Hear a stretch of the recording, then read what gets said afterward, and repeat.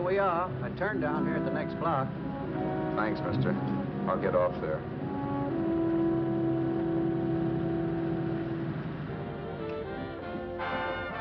Want anything else?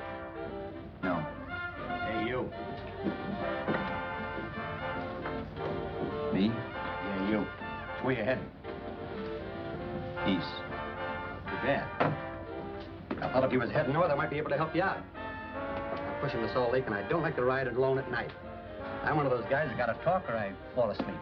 Oh, sure, now my partner, he's got Lou to keep him company, but I ain't got nobody at all. Where you coming from? West. Yeah, sure, I know, but where, L.A.? Maybe. Got a cousin out in L.A. You don't say. Yeah, he's been out.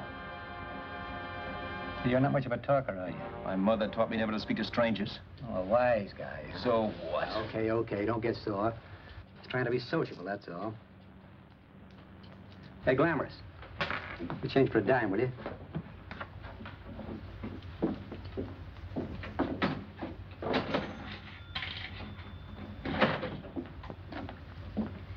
Let's have something quieter this time, Joe. My head's splitting. Is that what's wrong with it? Done with your coffee? No. And don't rush me, will you?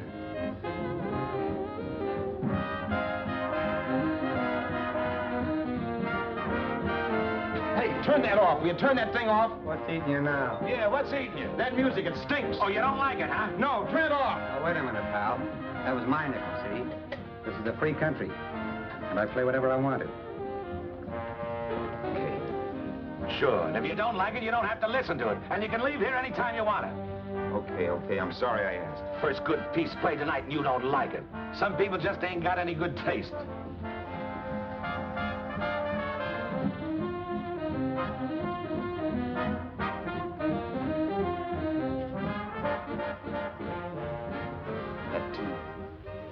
That tune. Why was there always that rotten tune? Following me around, beating in my head, never letting up. Did you ever want to forget anything? Did you ever want to cut away a piece of your memory or blot it out? You can't, you know. No matter how hard you try. You can change the scenery, but sooner or later you'll get a whiff of perfume or somebody will say a certain phrase or maybe hum something. Then you're licked again. I can't believe that you're in love with me. I used to love that song once. So did the customers back in the old Break of Dawn Club in New York. I can't remember a night when I didn't get at least 3 requests for it. Sue, she was always selling it too. Those were the days.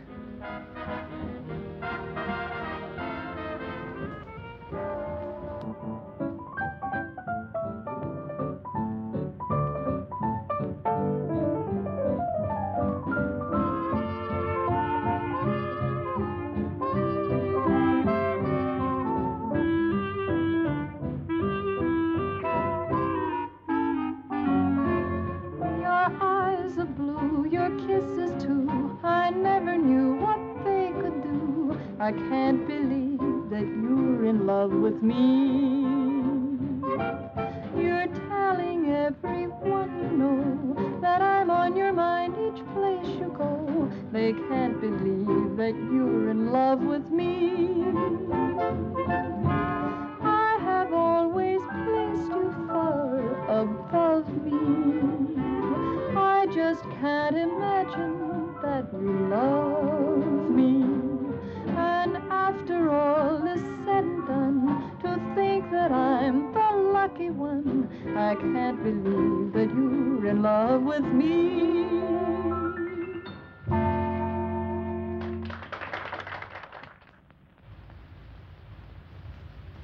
It wasn't much of a club, really. You know the kind. A joint where you could have a sandwich and a few drinks and run interference for your girl on the dance floor. I pounded the piano in there every night from 8 until the place closed up, which usually meant 4 in the morning. A good job as jobs went in those days. Then, too, there was Sue, who made working there a little like working in heaven. But how we felt about each other, well, there was nothing very unusual in that. I was an ordinary healthy guy, and she was an ordinary healthy girl, and when you add those two together, you get an ordinary healthy romance, which is the old story. Sure. But somehow, the most wonderful thing in the world.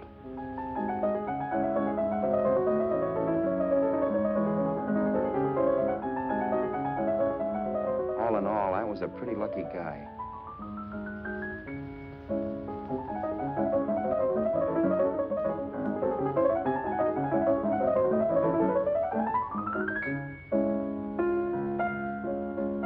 Mr. Paderewski, I presume. It's beautiful. You're going to make Carnegie Hall yet, Al? Yeah, as a janitor. I'll make my debut in the basement. I don't blame you for being bitter, darling, but you mustn't give up hope. Why, someday... Yeah, someday. If I don't get arthritis first. In the meantime, let's blow this trap.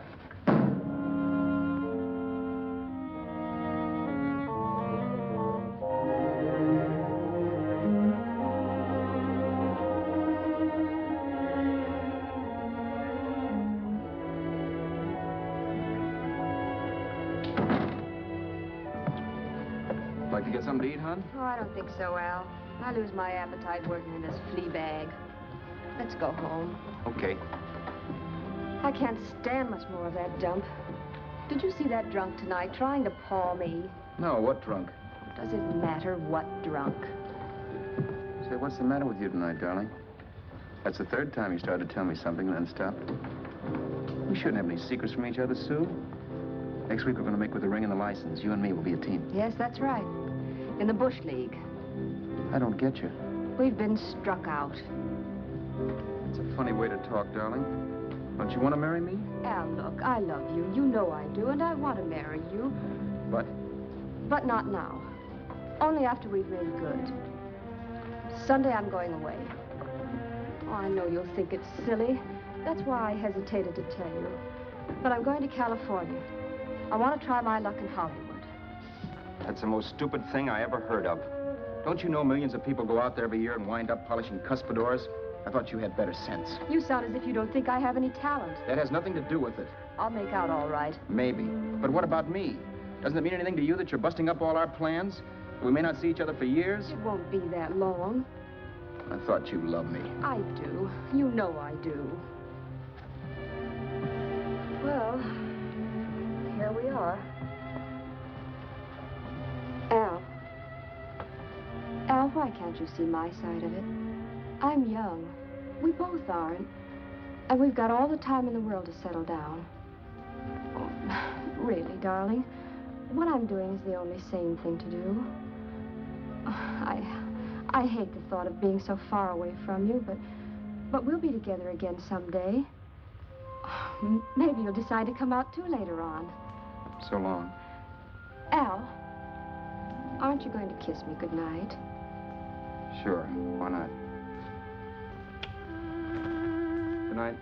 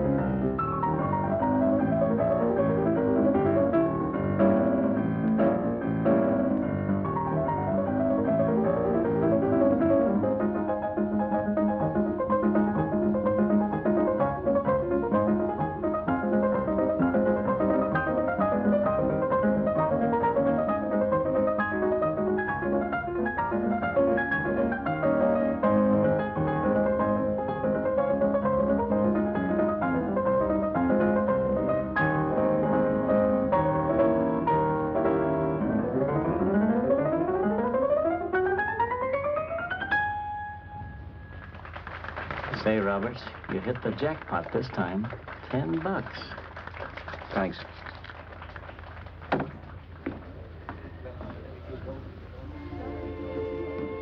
So when this drunk handed me a 10 spot after a request, I couldn't get very excited. What was it, I asked myself? A piece of paper crawling with germs. It couldn't buy anything I wanted. It couldn't... Then I thought of something.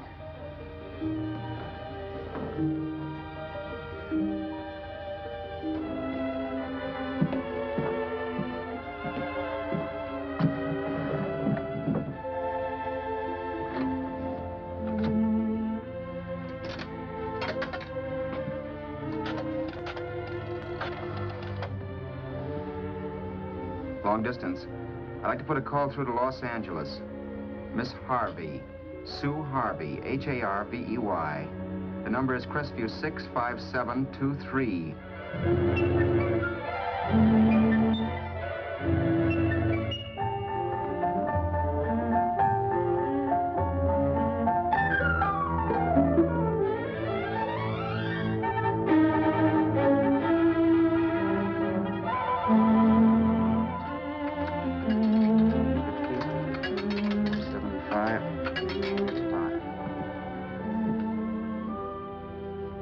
Hello, Sue? This is Al. Oh, baby, it's great to hear from you, too. What's that? You do? Oh, me too, darling. I thought I'd go batty without you. I just had to... Huh? You're working as a hashlinger? Gee, honey, that's tough. Those guys out in Hollywood don't know the real thing when it's right in front of them. You just stick it out, Sue, baby. Keep going around to those casting offices. I'm sure you'll click. Look, I'll tell you what. You stay put out there, I'll come to you. No, don't try to stop me. Just expect me. Train? Who knows? Train, plane, bus, magic carpet. I'll be there if I have to crawl. If I have to travel by pogo stick. And then, let's get married right away, huh? That's the stuff. That's what I've been wanting to hear you say. Well, goodbye for now. I'll be seeing you soon. Yeah. Bye. The only way I could cross country was to thumb rides. For even after hawking everything, I only had enough money to eat. Money. You know what that is. It's the stuff you never have enough of. Little green things with George Washington's picture that men slave for, commit crimes for, die for. It's the stuff that has caused more trouble in the world than anything else we ever invented. Simply because there's too little of it. At least I had too little of it. So it was me for the thumb.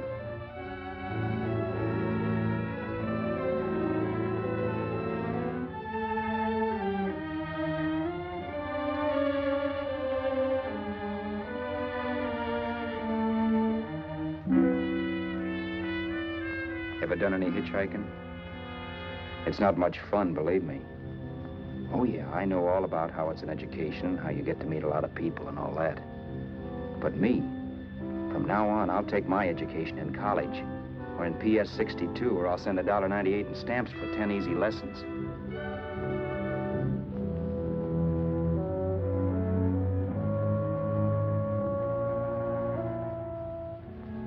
Thumbing rides may save you bus fare, but it's dangerous. You never know what's in store for you when you hear the squeal of brakes. If only I had known what I was getting into that day in Arizona. Here, throw that in the back seat. Okay, let's go. Make sure that door's closed.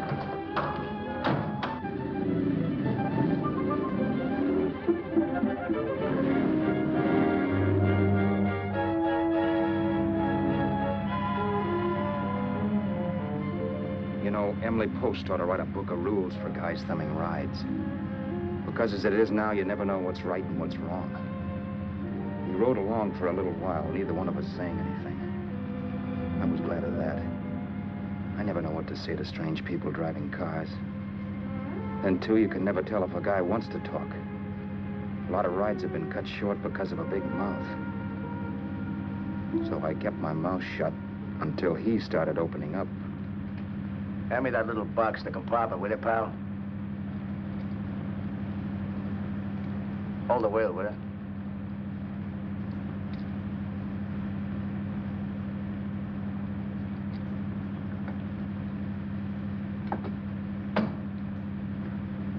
How far are you going?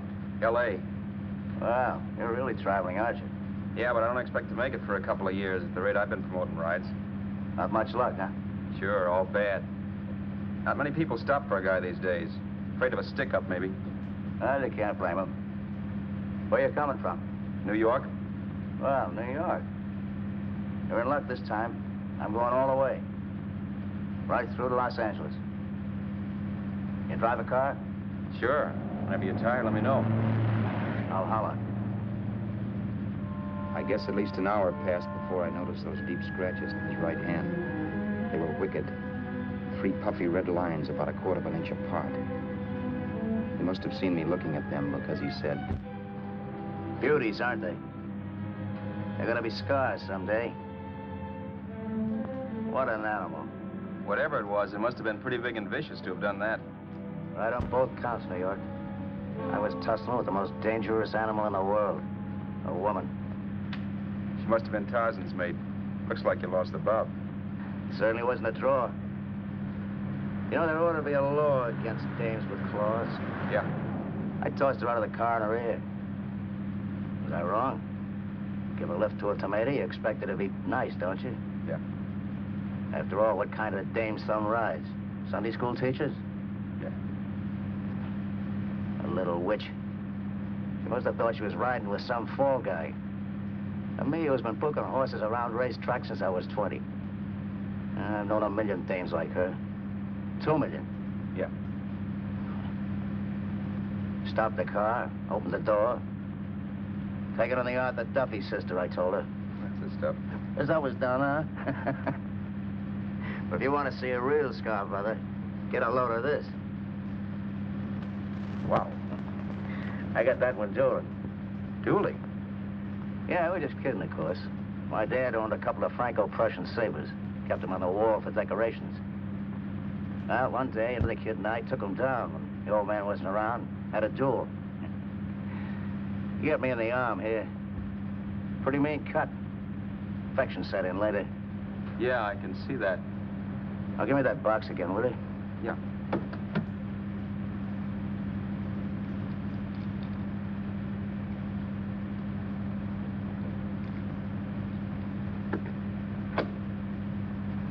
Pain made me lose my head, I guess. I began slashing. Before I knew it, I'd put the other kid's eye out. That was tough. Well, it was just an accident, of course. Do you know how kids are? I got scared, decided I was going to run away from home. Old man almost caught me when I was packing my duds. The bloody rag I had wrapped around my wrist hadn't caught his attention. You've seen the bundle for sure. But I beat it when he was phoning for a doctor. That was 15, 16 years ago. I haven't been home since. Pull in there for a bite or something, huh? A bite or something. Brother, was I hungry. I hadn't had anything in my stomach for hours. Yet even with that gnawing in the pit of my belly, I didn't want to be in too big a rush to put on the feed bag. First, I had to make sure this guy knew the score. If I got him down on me, I'd buy a ticket to Hollywood. I'll wait out here for you, mister. If it's the money, don't worry about paying for it. This time it's on me. Well, that's what... Haskell, think nothing of it. You make your first million, maybe you can do the same for me. Come on, New York. I gotta make the West Coast by Wednesday. There's a horse running at Santa Anita named Paradiesical. Means dough to me if I'm on him. We'll make it all right. He did most of the talking during the half hour we were in the place. I ate. He rambled on about his old man, whom we hadn't heard from since he ran away as a kid. Now he happened to become a bookie. And then all about how he got rooked in Miami. One race, 38 grand. They cleaned out my book. How do you like that? That was tough luck. Yeah, and I'm supposed to be the smart guy. Well, you just wait. I'm going back to Florida next season with all kinds of jack. And you watch those stinkers run for cover. You want anything else? No, thanks. I've had plenty.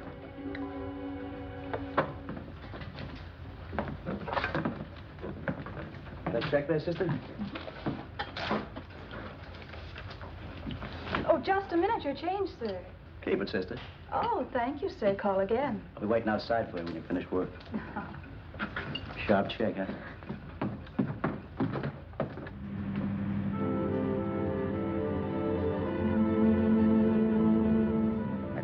that night while Haskell slept like a log. After a while, I began to get sleepy myself. I was happy, though. Soon I'd be with Sue again. The long trip was practically over, and there'd be no more hoofing it down the concrete. I began to think of the future, which couldn't have been brighter if I'd embroidered it with neon lights. It was nice to think of Sue shooting to the top. It's amazing what a full belly can do to your imagination. Your eyes are blue, your kisses too. I never knew what they could do. I can't believe that you're in love with me. You're telling everyone you know I'm on your mind each place you go. I can't believe that you're in love with me.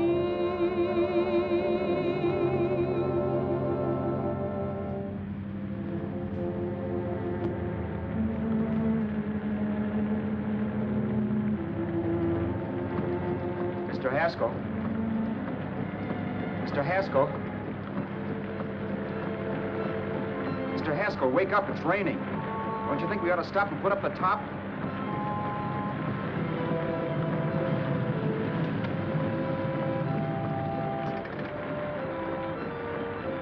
Mr. Haskell, I'm going to put up the top.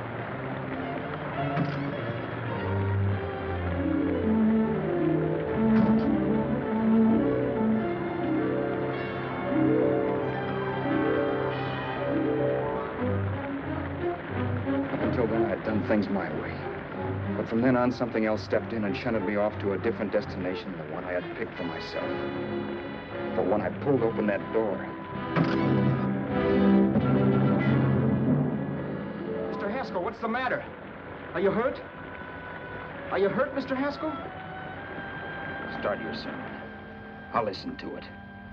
But I know what you're going to hand me even before you open your mouths. You're going to tell me you don't believe my story of how Haskell died and give me that don't make me laugh expression on your smug faces. I saw at once he was dead, and I was in for it. Who would believe he fell out of the car? Why, if Haskell came too, which of course he couldn't, even he would swear I conked him over the head for his dough. Yes, I was in for it. Instinct told me to run, but then I realized it was hopeless. There were lots of people back down the road who could identify me. That gas station guy and the waitress. I would be in a worse spot then, trying to explain why I beat it. The next possibility was to sit tight and tell the truth when the cops came. But that would be crazy. They'd laugh at the truth. And I'd have my head in a noose.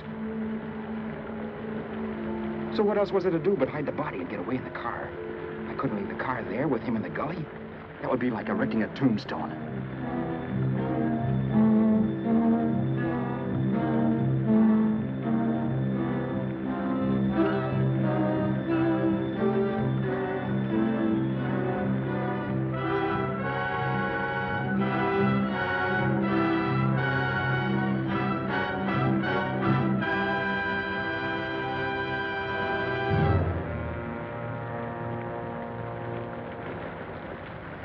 My idea was to cover him with brush, not to rob him. But then I remembered that even if I only drove the car for 100 miles or so, I would need money for gas. Besides, it was stupid of me to leave all that money on a dead man. Not only that, I'd have to take his driver's license in case I was stopped for something. I didn't like to think about it, but by that time I'd done just what the police would say I did, even if I didn't. My clothes. The owner of such an expensive car would never be wearing them. Some cop might pull me in on suspicion.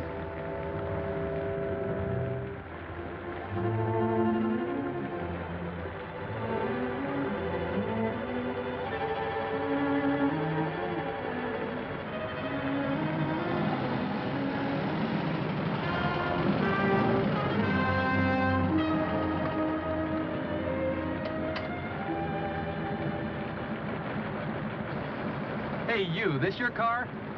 Don't you know better than to leave a car with the wheels halfway in the middle of the road? That's the way accidents happen. I'm sorry, officer. I was just putting up my top. I didn't think. Well, the next time, think. I'll let you go now, but watch your step in the future. I know that's a lonely stretch, but cars come by here once in a while, and we have plenty of crack-ups. Thanks, officer.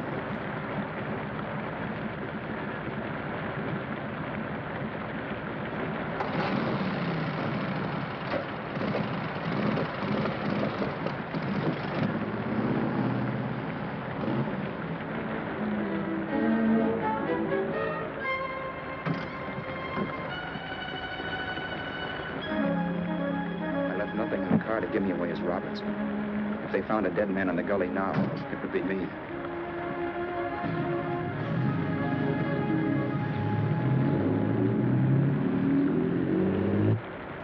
As I drove off, it was still raining, and the drops streaked down the windshield like tears. I kept imagining I was being followed and that I could hear sirens back in the distance. Just how long it took me to cover the 60-odd miles to the California state line, I don't know. I lost all track of time. But the rain had stopped and the sun was up when I pulled up to the inspection station. Hello? Carrying any fruits or vegetables? No. Any livestock or poultry? No. I'd see your registration and driver's license, please. Anything in the baggage compartment? Just baggage. Charles Haskell, Jr., age 30, brown eyes, dark hair.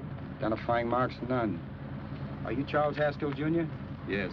Well, remember, if you're employed and you stay over 30 days, you take out California plates. All right, officer, but I'll only be in the state a short while. Right, you can go now.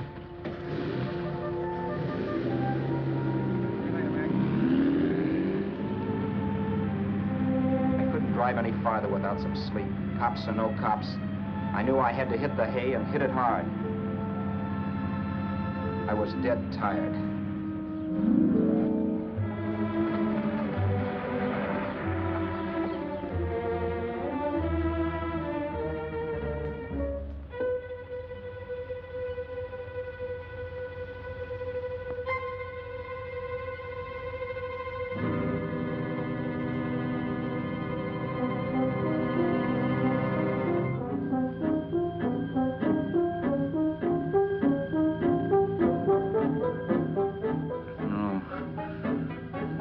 Mr. Haskell.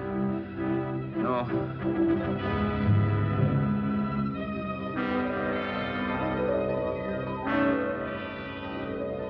Mr. Haskell, you can't die. I think I did it. No, Mr. Haskell. No.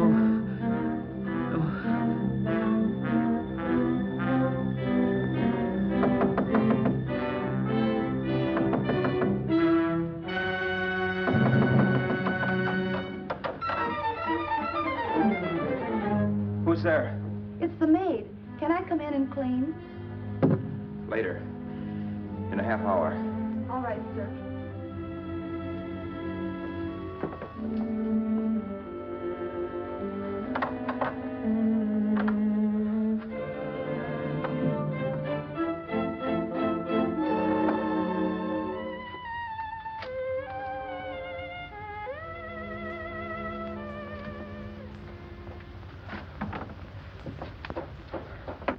There was no time to lose.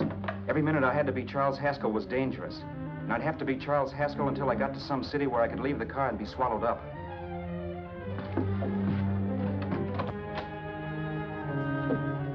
That meant driving the car as far as San Bernardino, maybe even to Los Angeles.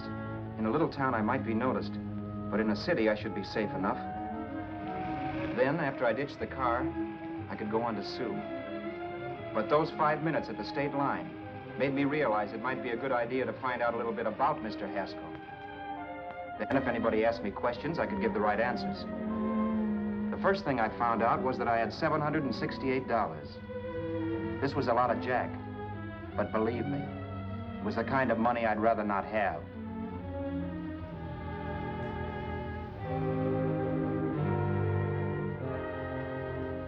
And then I found out from a letter Haskell was carting around in his bag that he wasn't the open-handed, easygoing big shot who went around buying dinners for strange hitchhikers.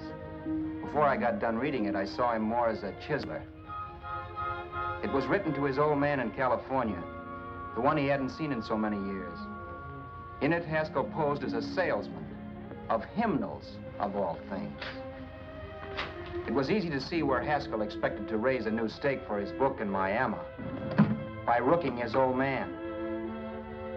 That was about all I found out from his effects, and it was enough.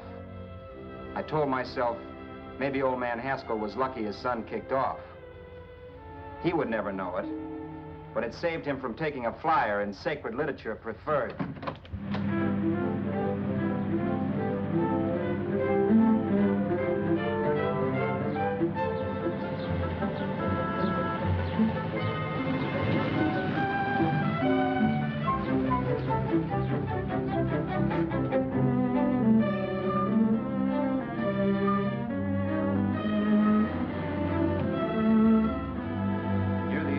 Desert Center, I pulled up for water.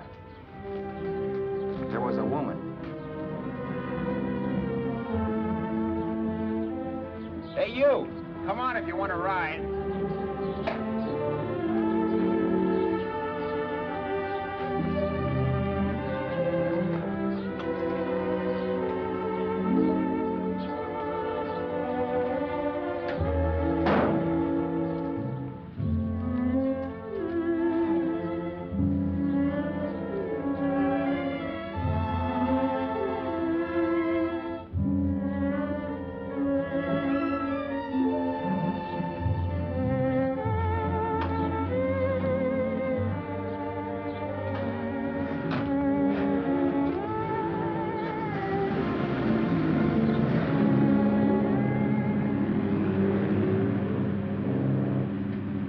How far are you going? How far are you going? That took me by surprise, and I turned my head to look her over. She was facing straight ahead, so I couldn't see her eyes. But she was young, not more than 24. Man, she looked as if she'd just been thrown off the crummiest freight train in the world. Yet, in spite of this, I got the impression of beauty. Not the beauty of a movie actress, mind you, or the beauty you dream about when you're with your wife, but a natural beauty. A beauty that's almost homely because it's so real. Then suddenly she turned to face me. How far did you say you were going? Los Angeles? L.A.? L.A.'s good enough for me, mister. That's what I was afraid of. What'd you say? Oh, nothing, just thinking out loud. People get in trouble for doing that. What's your name? You can call me Vera if you like. You live in Los Angeles? No. Where are you coming from? Oh, back there. Needles? No. Oh, sure, Phoenix. You look just like a Phoenix girl. Are the girls in Phoenix that bad? The girl must have been pretty tired, because she fell asleep not 20 minutes after she stepped into the car. She lay sprawled out with her head resting against the far door, like Haskell. I didn't like that part of it much, but I didn't wake her up. It wasn't that this girl still worried me. I'd gotten over that funny feeling I had when she looked at me, which I put down as just my jangled nerves. With her eyes closed and the testness gone out of her, she seemed harmless enough. And instead of disliking her, I began to feel sorry for her. The poor kid probably had had a rough time of it. Who was she, anyway? And why was she going to Los Angeles? And where'd she come from in the first place? The only thing I knew about her was her name. Not that it made any difference. A few hours more and we'd be in Hollywood. I'd forget where I parked the car and look up Sue. This nightmare of being a dead man would be over. Who this dame was, well, it was no business of mine. Where did you leave his body? Where did you leave the owner of this car? You're not fooling anyone. This buggy belongs to a guy named Haskell. That's not you, mister. You're out of your mind. That's my name, Charles Haskell. I can prove it. It's my driver's Save license. yourself the trouble, mister. Having Haskell's wallet only makes it worse. It just so happens I rode with Charlie Haskell, all the way from Louisiana. He picked me up outside of Shreveport. You rode? You heard me. Then it all came back to me. All the talk about dueling and scars and scratches. There was no doubt about it. Vera must be the woman Haskell had mentioned. She must have passed me while I slept. Well, I'm waiting. My goose was cooked. She had me. That Haskell guy wasn't dead yet. He wasn't stretched out stiff and cold in any Arizona gully. He was sitting right there in the car, laughing like mad while he haunted me. Well? There was nothing I could say. It was her move. Vera, whatever her name was just my luck picking her up on the road. It couldn't have been Helen, or Mary, or Evelyn, or Ruth. It had to be the very last person I should ever have met. That's life.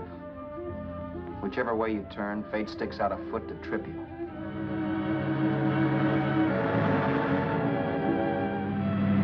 I told her everything, but she didn't believe my story. I should have saved my breath. That's the greatest cock and bull story I ever heard. So he fell out of his car. Say, who do you think you're talking to, a hick? Listen, mister, I've been around, and I know a wrong guy when I see one. What'd you do, kiss him with a wrench? Now, wait a minute. What I told you was true. You see, that's why I had to do it.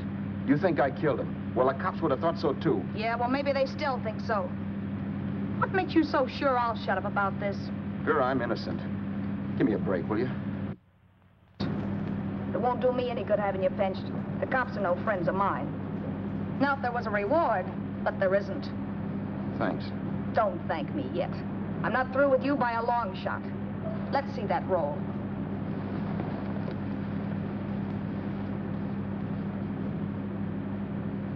Is that all Haskell had? Isn't it enough? No, I thought he had more. Not that I know of. You can search me. You think I'm holding out on you? Well, maybe I will at that. He told me he was going to bet $3,000 on a horse named Paradisical on Wednesday at Santa Anita. He was stringing you along. He meant 300. Maybe. Sure, $3, 300. He was a piece of cheese, a big blowhard. Listen, mister, don't try and tell me anything about Charlie Haskell. Remember, I knew him better than you did. Okay, then you knew he was a four-flusher. That explains the $3,000 bet. I'm not so sure he didn't have that $3,000. Why should I believe you? You got all the earmarks of a cheap crook. Now, wait a Shut minute. up. You're a cheap crook and you killed him. For 2 cents, I'd change my mind and turn you in. I don't like you. All right. Don't get sore. I'm not getting sore. But just remember who's boss around here. If you shut up and don't give me any arguments, you'll have nothing to worry about. But if you act wise, well, mister, you'll pop into jail so fast it'll give you the bends. I'm not arguing. Well, see that you don't. You know, as crooked as you look, I'd hate to see a fella as young as you wind up sniffing that perfume that Arizona hands out free to murderers. I'm not a murderer. Of course you're not. Haskell knocked his own head off. He fell, that's how it happened, just like I told you. Sure, and then he made you a present of his belongings. I explained why I had to do that. Doesn't make a difference one way or another. I'm not a mourner. I liked Haskell even less than I like you. Yeah, I saw what you did to him. What do you mean? Well, scratches on his wrist. Sure, I scratched him. I'll say you did. So your idea was to drive the car a little way, maybe into San Bernardino, and then leave it. You weren't going to sell it? Sell it? You think I'm crazy? Somebody else's car? See, all I want to do is leave it somewhere and forget I ever saw it. Not only don't you have any scruples, you don't have any brains. I don't get you. Maybe it's a good thing you met me. You'd have got yourself caught, sure. Why, you dope. Don't you know a deserted automobile always rates an investigation? Huh? Look, the cops find a car. Then they get curious. They wonder where the owner is. So, all right, they don't trace Haskell. They trace you. I never thought of that. The only safe way to get rid of the car is to sell it to a dealer. Get it registered under a new name. Say, stop at the next store. I want to get a bottle and do some shopping before we hit L.A. Okay. As soon as we find a place, I'll drop you off and pick you up later. Nothing doing. You're coming in, too. From now on, you and I are like the Siamese twins. Have it your way. But I don't get the point. The point is, I don't want you to get lost. I'm not going to beat it if that's what you're afraid of. I'll say you're not. Well, I'm going to see that you sell this car so you don't get caught. Thanks. Of course, your interest wouldn't be financial, would it? You would want a small percentage of the profits. Well, now that you insist, how can I refuse? 100% will do. Fine. I'm relieved. I thought for a moment you were going to take it all. I don't want to be a hog. A few hours later, we were in Hollywood. I was recognizing places Sue had written about. It struck me that far from being at the end of the trip, there was a greater distance between Sue and me than when I started out. Vera wasn't kidding with that Siamese twins crack. She rented a little apartment as Mrs. Charles Haskell. When I objected to this, she explained that it was on account of the car. A dealer might think something was funny if he called and found we were using different names.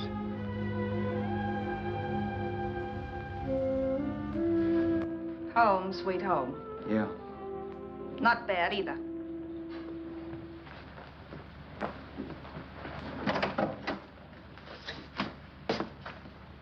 In case there's any doubt in your mind, I'll take the bedroom. Yeah. Sure is stuffy in here.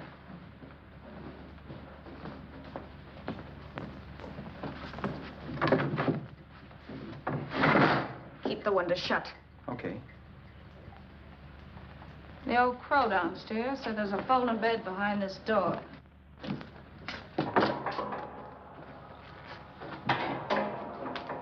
You know how to work it?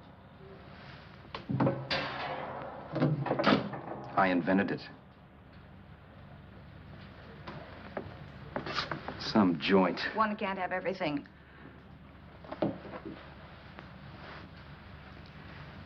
I'm first in the bathtub. I don't know why, but I figured you would be.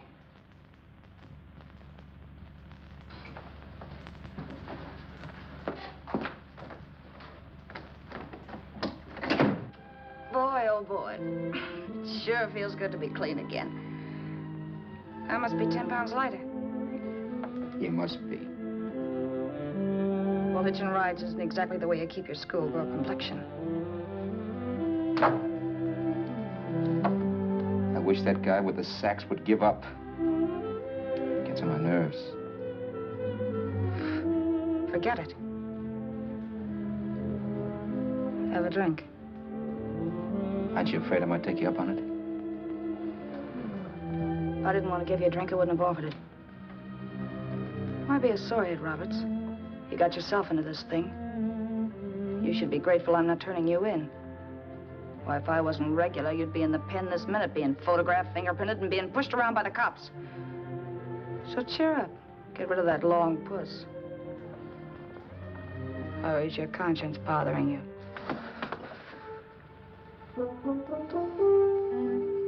No. It isn't. Swell. That's the spirit. He's dead and no moaning around will bring him back. Anyway, I never could understand this worrying about something that's over and done with. Now, look, Vera, for the last time, I didn't kill him. Haskell was a sick man. Maybe he was dead before he fell out of the car. I don't know. Sure. He died of old age. All right.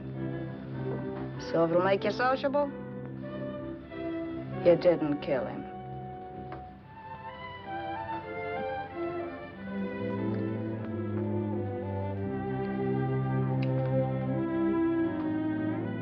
Thanks.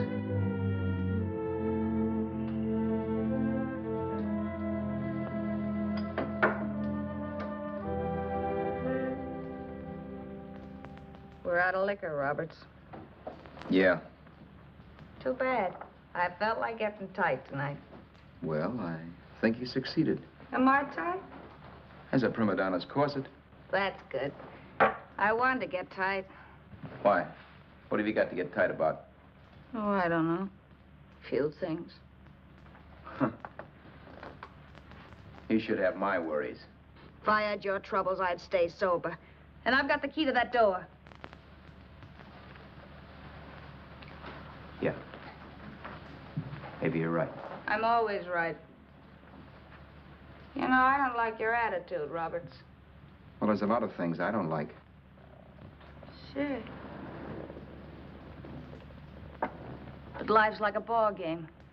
You gotta take a swing at whatever comes along before you wake up and find it's the 9th inning. You read that somewhere. That's the truth, Roberts. All you do is bellyache. Taking it easy and, well, trying to make the best of things. But maybe that's what's wrong with the whole world. Get the professor. People knock themselves out trying to buck fate. Now, take you, for instance. You're lucky to be alive. Why, suppose Haskell had opened your door. You'd be playing a harp now. Think of that. You think of it. I'm tired of thinking. There's plenty of people dying this minute. I would give anything to trade places with you. I know what I'm talking about. I'm not so sure. At least they know they're done for. They don't have to sweat blood wondering if they are. Your philosophy stinks, pal. We all know we're going to kick off someday. It's only a question of when. But what got us on this subject anyway? We'll be discussing politics next. Yeah. Where'd you hide the butts? On the table, sucker.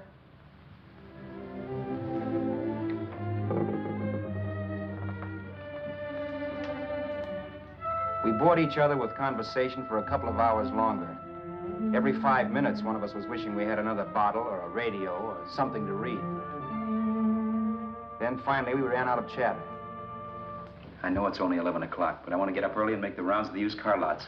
No hurry about that. We've got all the time in the world. Maybe you have, but if you think I want to stay cooped up in this place any longer than I have to, you're batty. It's not a bad place. Pay plenty for diggings like this in New York. I wouldn't like it if it was the Ritz.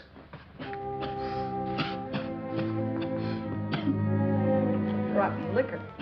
You got a mean cough. Ought to do something about it. I'll be all right. That's what Camille said. Who? Nobody you know. Wasn't that the dame that died of consumption? Yeah. Wouldn't it be a break for you if I did kick off? You'd be free with all Haskell's dough and car. I don't want to see anybody die. Not even me. Especially not you. One person died of me. If you did, well, that's all I need. You don't like me, do you, Roberts? Like you? I love you. My favorite sport is being kept prisoner. After we sell the car, you can go to blazes for all I care. But not until then.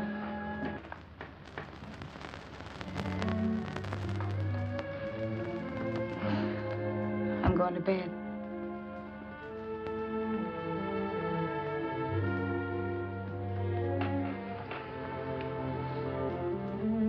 Good night, Roberts. Don't try and sneak away during the night. All the doors are locked.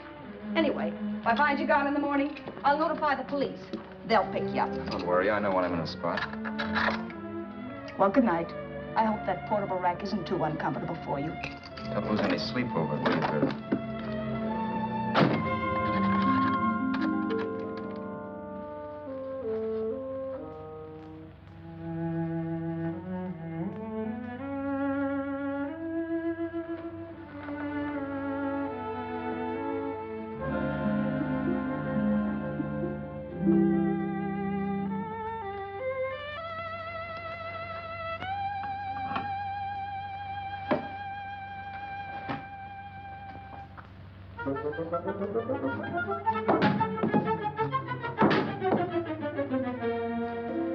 Crestview. 6, 5, 7, 2, 3. Hello? Hello? Hello?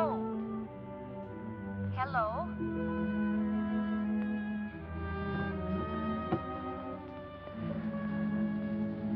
No. Not yet, darling. Tomorrow. Maybe.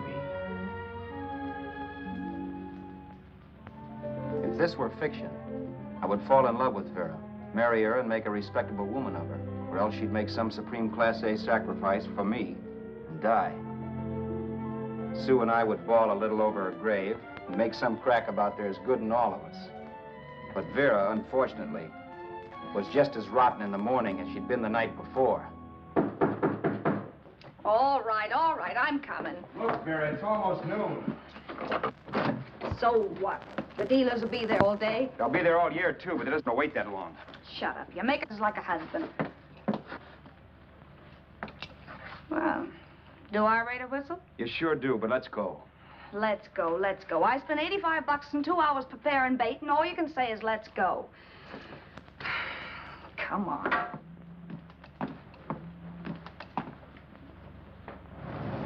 We passed a few used car lots last night down this way. What do you think we can get for this heap? I don't know. Plenty. He's let me handle everything. Think we can get $2,000? I don't know, but don't worry. I'll squeeze as much out of this guy as I can. If I let it go cheap without a fight, he might think we've stolen the car. And listen, don't make any slips and call me Roberts. That'll cook us.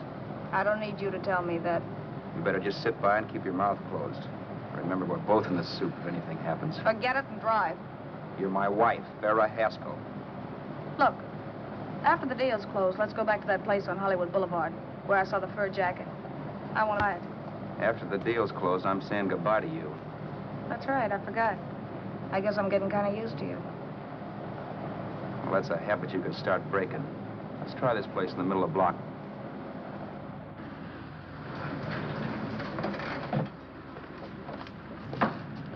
Good afternoon. What can I do for you? We're interested in selling a car. If the price is right. Well, if it's in good mechanical condition, it should blue book for about $1,600. Tony, take a look at this motor. $1,600. Are you kidding?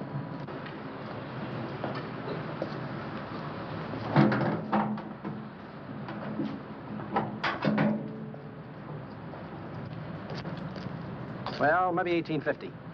Before I let it go for $18.50, I'll wreck it and collect the insurance first.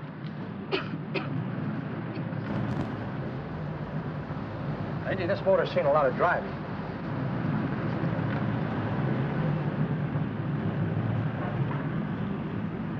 Well, the mechanic inspected the car. We haggled. At last, when we were all worn out, we hit a compromise. His price. Okay, it's a deal. All right, come in, we'll sign the papers. I have the ownership papers right here with me. Look, Vera, in the meantime, will you clean the dash compartment? There may be some stuff in it. All right, darling. $1,850. That dirty crook.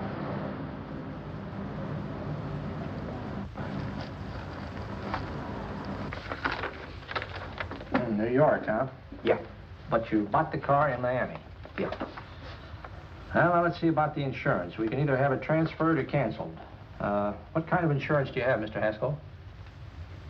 Well, aren't all the papers there? I don't see any. Surely you know what type of insurance you carry in the car. The name of the company? Yeah, but, Well, if you'll just tell me the name of the company, I'd be very glad to take care of all the details. well, Did you sign the papers yet? not yet. Well, don't. We're not selling the car. Well, wait a minute, Mrs. Haskell. Come on, darling. What's the matter? You changed your mind? Yes, I'm sorry. I guess I have. But, Vera... Let's go.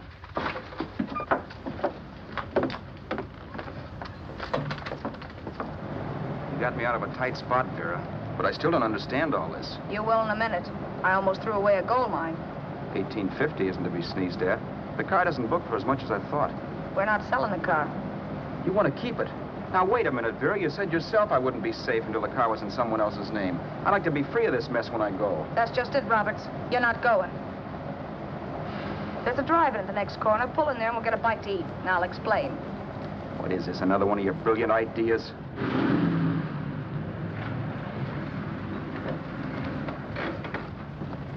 Oh, I take your order? Make mine a ham sandwich and coffee. And for you, sir?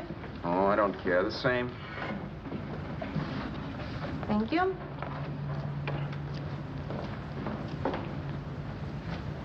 Get this, Vera. I've been pretty patient so far.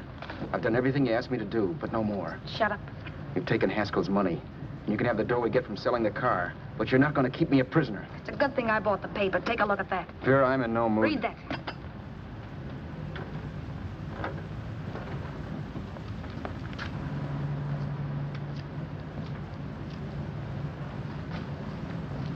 No. Yes. No, I won't do it. Yes, you will. You think I'm crazy? It's impossible, I tell you.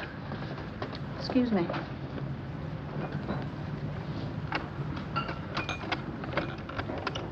Blow the horn when you're through. No one could possibly get away with an act like that. It'd be wise to me in a minute. Don't be yellow.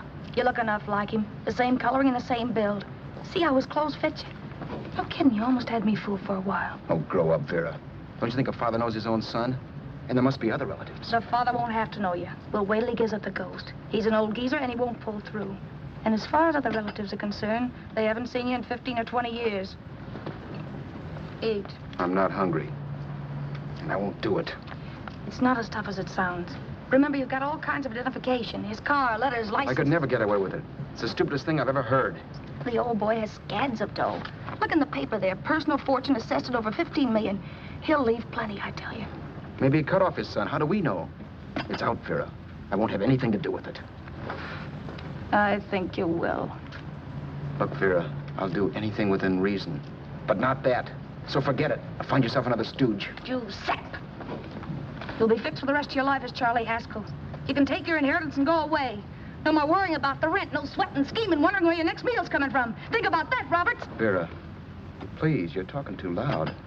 On this, I'm splitting 50-50 with you. Sure, why not? We're both alike, both born in the same gutter. Now, take it easy, Vera. There's people around here. You don't know what you're talking about. We'll wait till we read that old man Haskell's dead.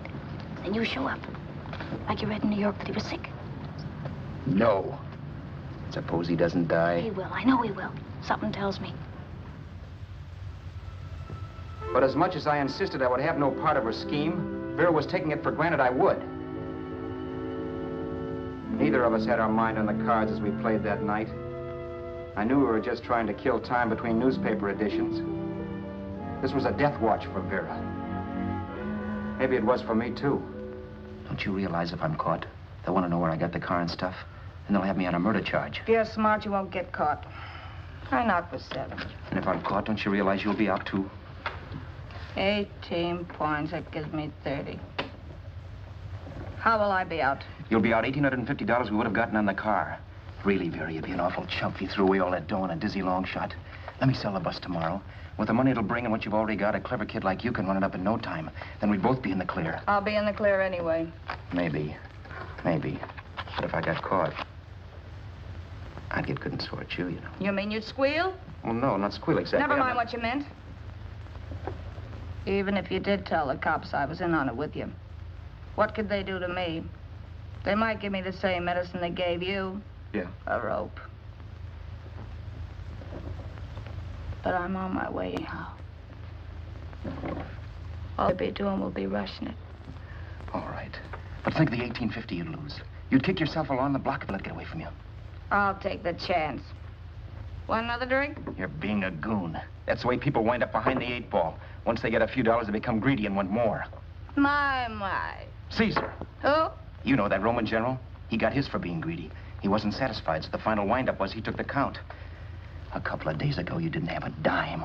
Why, you were so broke you couldn't pay cash for a postage stamp. Now you've got almost $700 with $1,850 in the offing. Take my advice. Don't try for more. I'm tired of this game. Let's have some blackjack.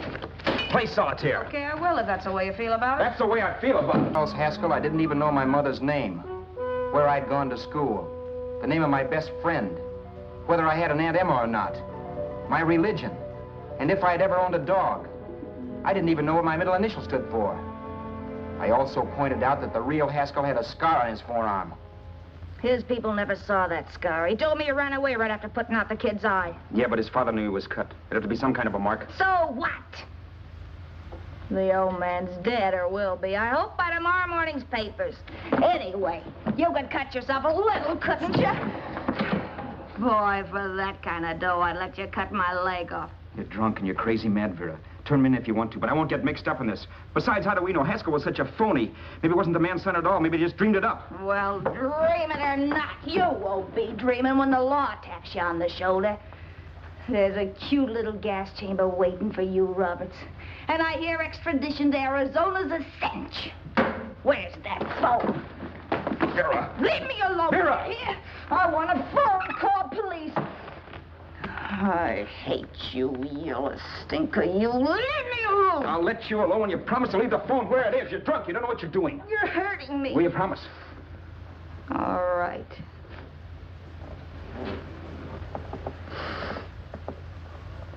You hurt me. I'm sorry, but... And it's hot in here. Open up a window. It's not hot. Don't tell me. Now, do you do it or do I do it? You're no gentleman, see? Yeah. All right. I'll open up the window. Vera!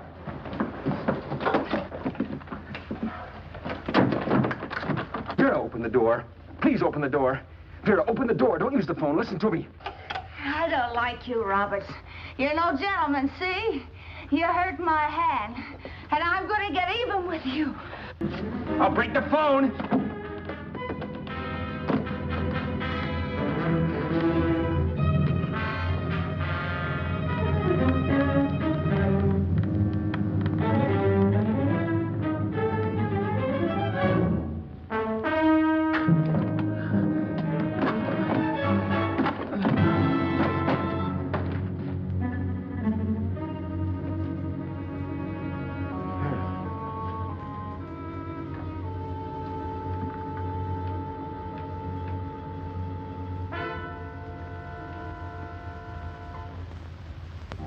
The world is full of skeptics.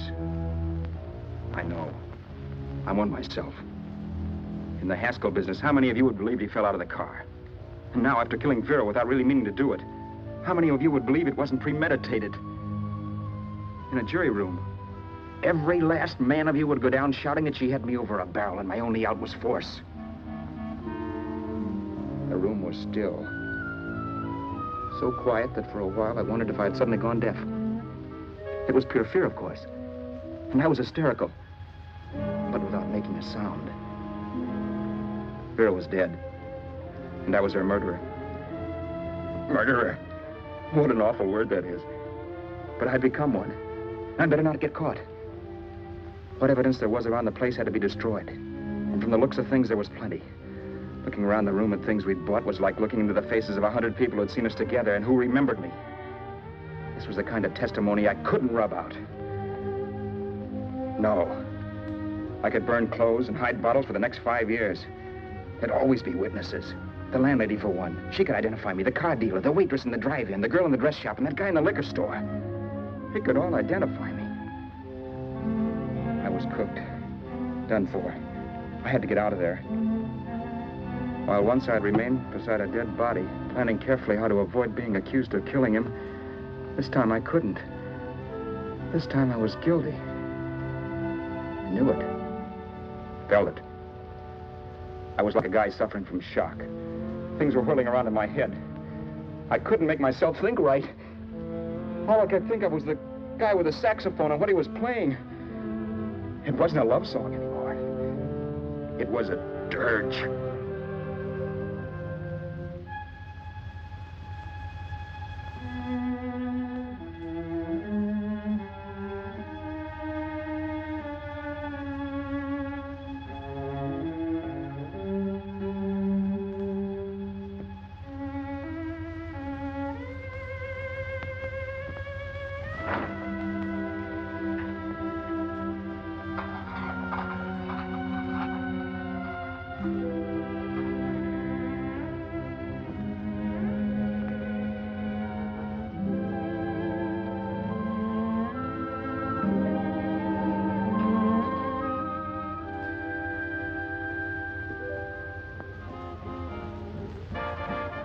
Problems weren't solved. I had to stay away from New York for all time because Al Roberts was listed as dead and had to stay dead. And I could never go back to Hollywood. Someone might recognize me as Haskell. Then, too, there was Sue. I could never go to her with a thing like this hanging over my head. All I could do was pray she'd be happy.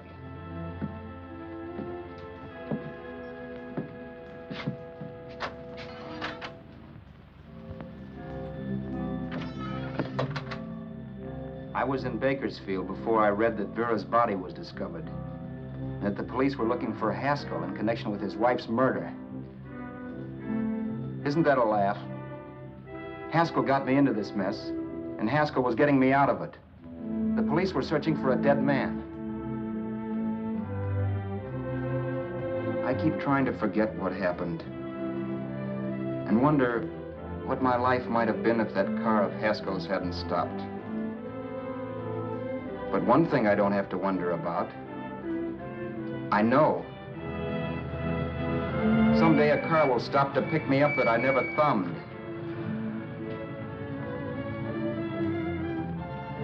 Yes.